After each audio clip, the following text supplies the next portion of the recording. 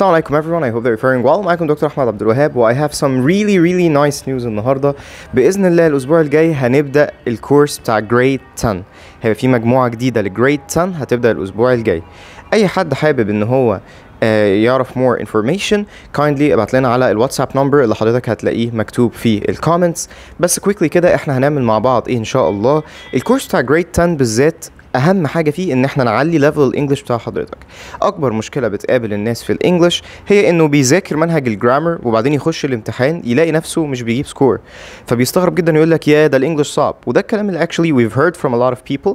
الناس كتير تقول لك الانجليش صعب. جماعه الانجليش was never difficult. خدها من واحد الحمد لله والشكر لله جاب 760 في الانجليش.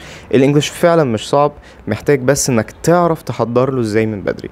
لو حضرتك طالب داخل جريد 10 اهم حاجتين تشتغل عليهم هي انك تذاكر المنهج كله وانك تتحط على English preparation program حلو يعلي الانجليش ليفل بتاعك للمستوى المطلوب.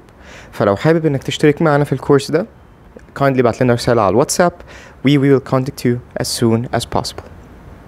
اشوفكم على خير ان شاء الله يا رب. السلام عليكم.